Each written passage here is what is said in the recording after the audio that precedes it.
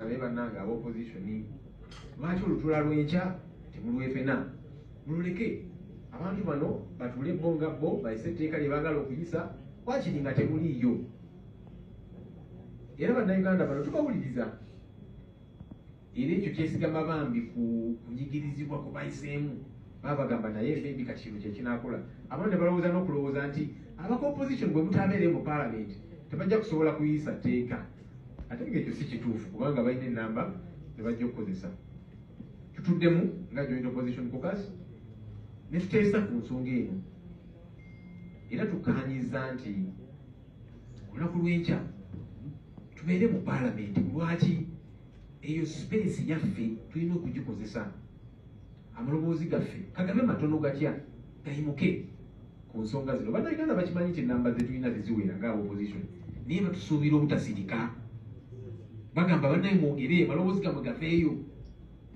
mugezeeko okulwana newankubadde ennamba zammwe teziwera kati kyetugenda okukola tetwagala platform eno nayo bagitugyeko nti akazindaalo kano ke tulina nako bakatugyeko era nga bwe tukubira omulanga bannayuganda abali ku social media ababloggers naki temusirika nammwe temusirika waliwo abagamba nti kakati gwe obyogeddeko wano nga blogger waliwo ekikyuse tewali kikyuse musirike nedda temusirika buli omu akozesa akazindaalo kaalina ne bwobanga ku X olina abagoberezi 50 teekayo message wakiri aba5 balabe message yo bwobanga oli blogger naki tosirika kozesa platform eyo waleme kubeerawo omuntu yenna akuggyako kazindaalo ako kakati n'ababaka ba Palament akazindaalo ke tulina mu Palament tukakozese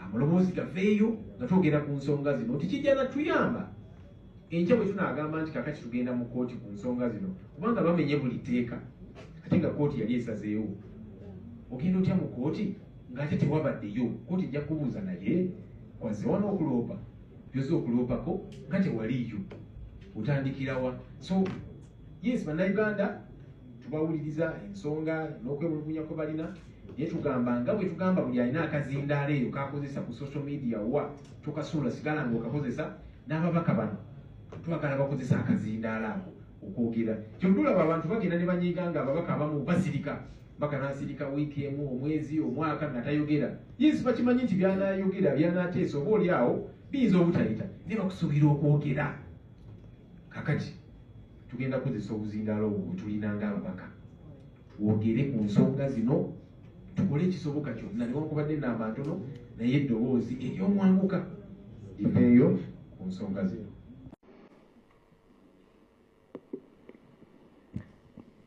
Thank you, Right Honourable Speaker. Right Honourable Speaker, I want to join you in passing on my commiserations to the Catholic community in Uganda and the world at large on the passing of Pope Francis, and also congratulate you and the Catholic community on attainment of a new Pope, Pope Leo XIV. We'll discuss some more when we are paying tribute, and I'm glad you have varied the order paper for that to happen. Honourable Speaker, I have a quick procedural matter that I seek your indulgence to help us deal with certain matters. This Parliament where we sit passes laws. This Parliament here, which you head, Right Honourable Speaker, we are pretty much the custodians of the Constitution, which was passed by Parliament, and the laws attendant to that. Honourable Speaker, Article 21 of that Constitution provides that nobody is above the law. We are all equal under the law. Article 28 of that same Constitution provides for a right to a speedy hearing before a court of competent jurisdiction when anybody is suspected to have committed any crime. My challenge, Right Honourable Speaker, is that continuously we see people in government offices operate as if they are above the law. And that is problematic. And this is a matter we have raised here, Right Honourable Speaker. You have made comments about it. but looks like it continues unabated, and for me that bothers me. Honorable Speaker, on 27th of April, a gentleman called Edward Sebufu, many people know him as Eddie Mutwe, was abducted from Mukono where he had gone for a function, and he was missing for a couple of days. We went to file a matter before police. Police said we do not know him, and the spokesperson of Uganda Police Force said we don't know where this person is. A few days later, the Chief of Defense Forces of this country, Ewan General Muhoozi Kainerugaba, spoke about this matter, saying, I have got this person. I am teaching him Runyankole, I am disciplining him, and so many other things that he said. Displayed a picture of him naked with bruises. Honorable Speaker, meanwhile, we were continuously, together with the family of this man and lawyers, looking for where this person is. But somebody says, I've got him in my basement. 8 days later, he's produced at Masaka Court, something that we were happy about because all along we were saying, if he has committed any offense, produce him in a court of law. He was produced in court, limping, with bruises, and all of that. 8 days. Police, which should ideally have been holding him, and only for 48 days, did not know where this person was. The Uganda Human Rights Commission, which we applauded because for a very long time we have been asking, what is the Uganda Human Rights Commission doing? They released a statement saying, Chief of Defense Forces, General Muhoozi Kainerugaba, release this man because we know you have him. I guess because of that and a lot more other pressure, this man was freed. But my challenge, Right Honorable Speaker, is, and it's good the Minister for Justice and Constitutional Affairs is here, the Minister of State for Internal Affairs is here. Maybe government needs to help us understand. Are there some people for whom Article 21 of the Constitution, which says we are all equal under the law, that this one does not apply to some, that some people are above the law? And finally, Right Honorable Speaker, I'm on a point of procedure. Honorable Macho, who has been in Parliament for a bit longer, knows that procedure takes precedence. So I request him to kindly relax. As I finish my procedural matter, Right Honorable Speaker, this very government official was summoned by the Defense Committee of Parliament. Honorable Speaker, this House operates through committees. And you are custodian of these committees as our leader. And when this committee summoned the Chief of Defense Forces, he said, I will not appear before those clowns. Members of Parliament, these ones whom you lead, Right Honorable Speaker, were called clowns. And the clowns, as he called them,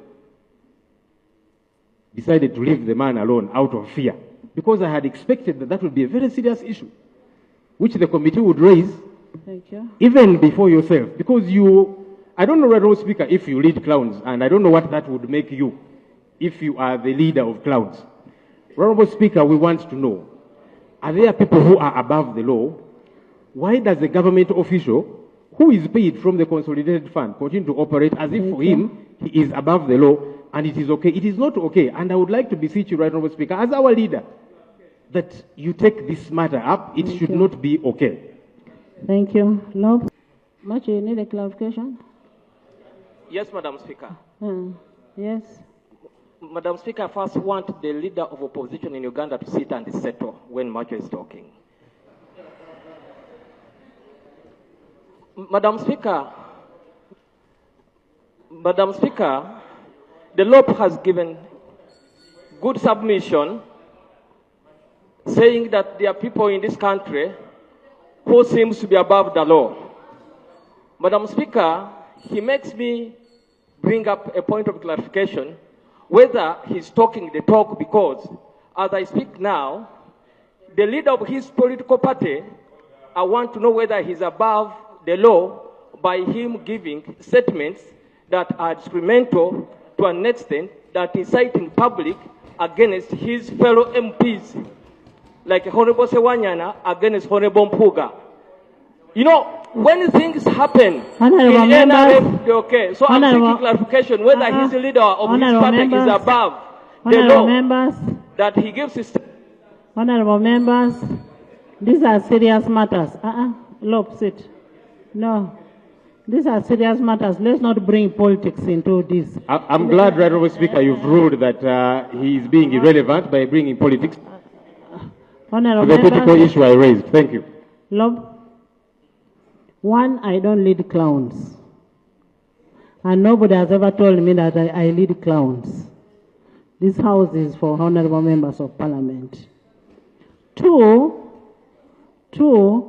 when you say that the CDF was summoned, I did not see the summon. There is only one signature in this house, in this parliament. It is only the speaker who is supposed to sign.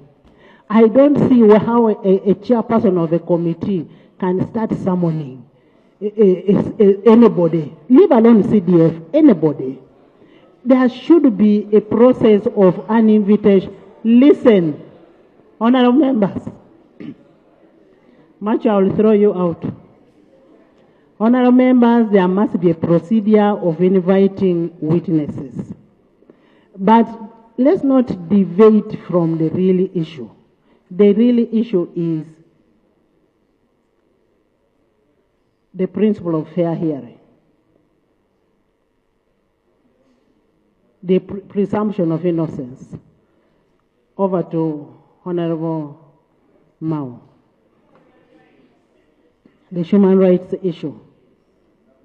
And I want to advise you members, when you invite these witnesses, you are inviting an office. An office is not MK. There was a deputy CDF, I saw it on social media. You cannot start attaching a single person to this. It is an office. Like you find, if there is a house here, the deputy speaker is chairing. It doesn't have to be me. Honorable Mao, the issue of Eddie, who?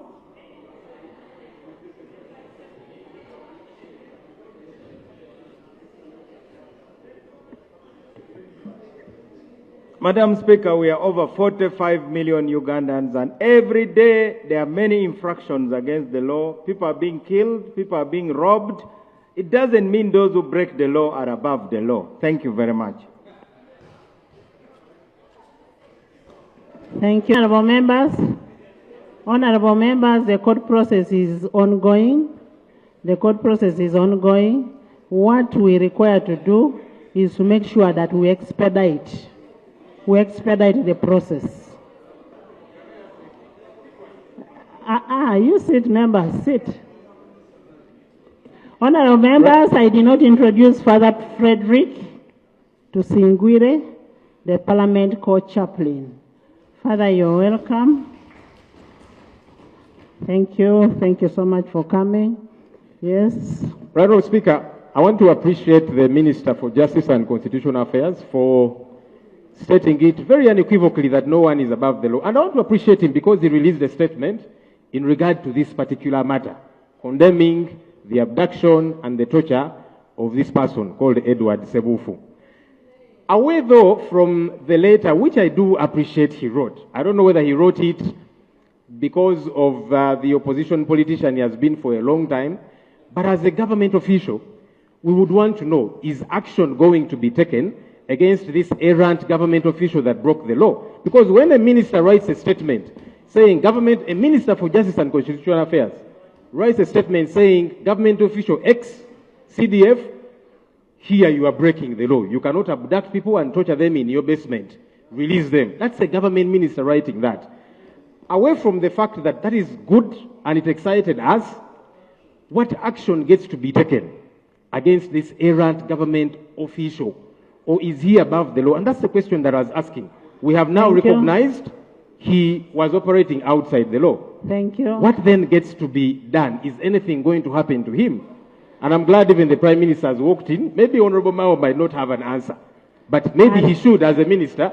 But the Prime Minister, who often says she's very able and she's action-oriented, is she going to take action against this errant government official called General Muhoozi in Rugaba? Honourable members, I have never, just like when there is arrests by police, by army, I have never seen the IGP himself going to do the arrest. The arrest is done by other people. So you may not talk about the CDF now. We may need to look in depth. We may need to look in depth who did it and why was it done. But then the court process must be expedited. Next item.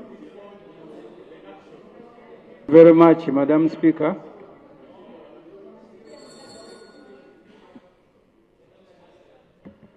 Item number 3 on the order paper. Item number 3 on the order paper. 3.1, the Copyright and Neighboring Rights Amendment Bill 2025.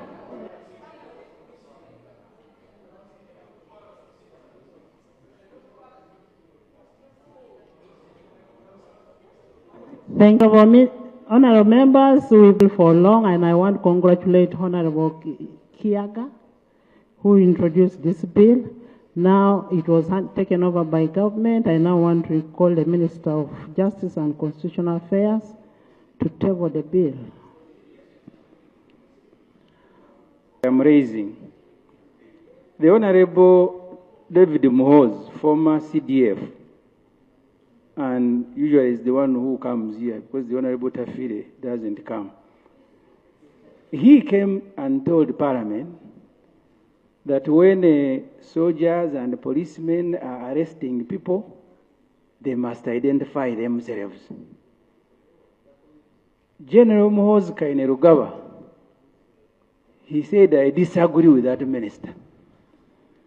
When I raised the issues here of deploying soldiers in South Sudan, and Parliament asked the Minister for Defense to explain, immediately the spokesperson of UPDF dismissed him. He said that one represents us only in Parliament.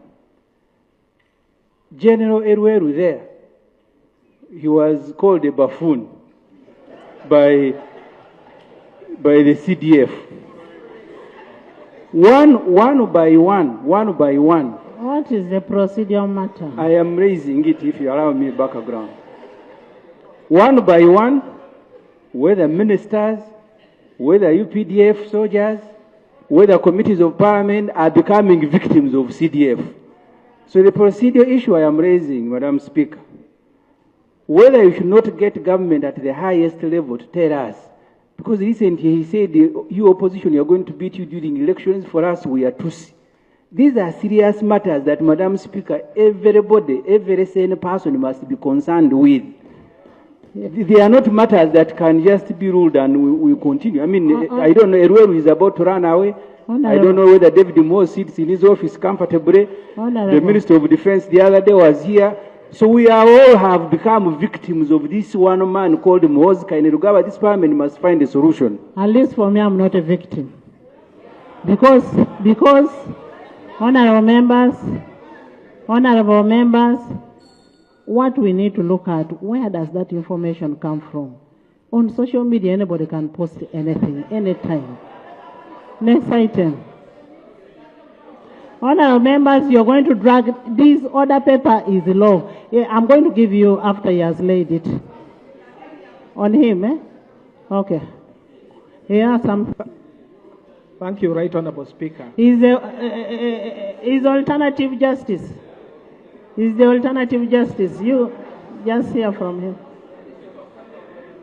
Thank you, Right Honorable Speaker. Madam Speaker, I have two procedural matters. Honorable Minister of Works, while you are away, we raised the issues of the roads in Kampala. Parliament, we are regretting why we even rationalize UNRWA. We want a statement from you today. We want a statement tomorrow. It will come. It will come, Mama. Okay. Two procedural matters. The first one regards the application of our rules of procedure. I have seen in circulation and a gazette saying that we have new rules of procedure which are not accessible by members. I don't have a copy, and I don't know whether this Parliament is now proceeding under the old rules or the new rules so that we are guided properly in processing the business. The second procedural matter is that I don't remember the day, but we had asked that the regulation, the new regulation by statutory instrument, I think, called the UPDF establishment. And there was a commitment from the Attorney General that that copy would be brought here, because it is the one that operationalizes the UPDF Act, and it gives potentially the CDF some powers. If Parliament, which made the law, cannot follow on that establishment to see where the powers begin and end, it may be difficult. Some of the questions asked by members here may be in that regulation. Can we get commitment, and that comes here so that we can examine whether the CDF and how the army is being managed now is in order, or there is something Parliament can do to change that law. Thank you, Madam Speaker. Thank you. The issue of the rules should be, the rules will be distributed, the new rules that have been gazetted.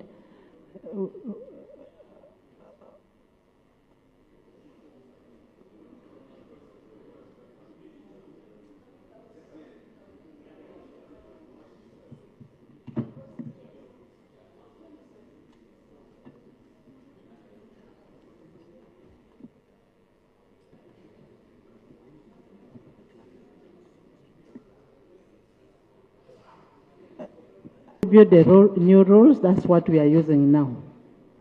The new rules should be distributed. AG, on the issue of CDF, UPDF. The UPDF is run in accordance with the UPDF Act. The establishment of UPDF is an administrative instrument which is used by the UPDF in setting up their structures internally. But all the powers are granted under the UPDF Act. That's where you should look. Thank you. He has only spoken English, which you've not understood. So you would have asked him maybe to speak in Luganda. Yes? Madam Speaker, you know I don't speak Luganda. Are you addressing me? I'm responding to him. Yeah, you make it clear to the person, because... To the person asking what has he said. Thank you. I mean... Thank you, Madam Speaker. So the issue I am raising is that that instrument was made pursuant to a provision of the UPDF Act. It is a statutory instrument. And by law, if you read that act, it's supposed to be laid here, so that Parliament can interrogate whether it does not contravene the spirit of the act. That's all I am asking. Okay. Yeah. AG? Well, I think I don't know it. I'm going to go and look for it, but I don't know it. Thank you. Honorable Mao? Honorable Mao, let Mao first lay his... Madam Speaker, there are some members who are above the law here, obviously, as I've seen. You can call someone to the floor, then they interrupt and say whatever they want. Can you lay your I'm also calling bill? for rule of law in Parliament. Madam Speaker and honorable members, I beg to move that the bill entitled the Copyright and Neighboring Rights Amendment Bill 2025 be read for the first time. I also beg to lay a copy of the bill and a certificate of financial implications. I beg to move, Madam Speaker. Thank you. Pursuant to Rule 129, Rule 1, Sub-Rule 1 of the Rules of Procedure, the bill stands referred to the Committee of Legal and Parliamentary Affairs, and Rule 129.2 applies. Item 3.2, the Uganda People's Defense Can Forces. I have these bills laid, then you bring your procedural matters? Item 3.2, the Uganda People's Defense Forces Amendment Bill 2025. Honorable Minister.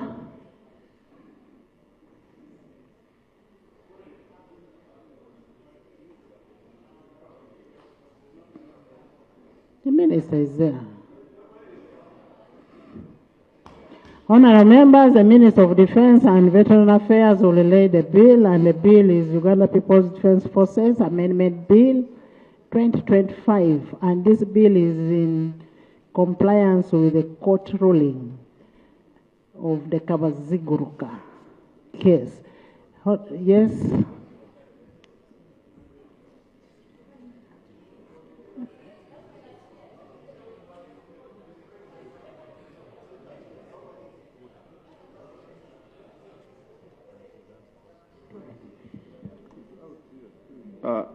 Madam Speaker and honorable colleagues, I beg to lay the bill entitled Uganda People's Defense Forces Amendment Bill 2025 for the first reading.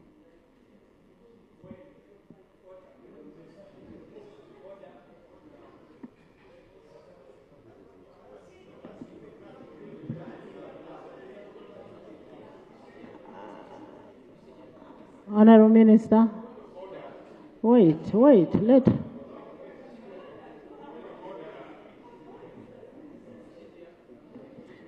Honorable Speaker, you have even told us that we have got new rules in this House because the intention is to see that we streamline and get orderly. There is a way we ought to operate. The Minister of State for Trade, the Honorable David Bahati, has come here and he has told us that he begs to lay a copy of I do not know what. Honorable Speaker, that's not the way procedurally bills are read for the first time. The Prime Minister is here. Madam Prime Minister, why don't you organize your cabinet? Because even Honorable Bahati has just been ambushed. If your Minister for Defense is not present, you say you are always in charge. Why don't you take charge? And the reason I'm insisting on this, Honorable Speaker, is because we have seen a certain draft making circulation. Making circulation, we want to be sure what is being laid. The one making circulation, according to what we have read, actually contravenes Article 92. Oh, I'm on point of order. Prime Minister, calm down. I'm on point of order. Just relax. Eh? The draft that we have seen making circulation, Right Honorable Speaker, contravenes Article 92, which says you cannot pass a law to upset a decision of court, because the Supreme Court said civilians have no jurisdiction under military courts. That's the one we are saying. We'll debate what is being laid here? We need to know. We'll debate the bill when it comes. Let it be laid. Can you get the certificate and lay on table?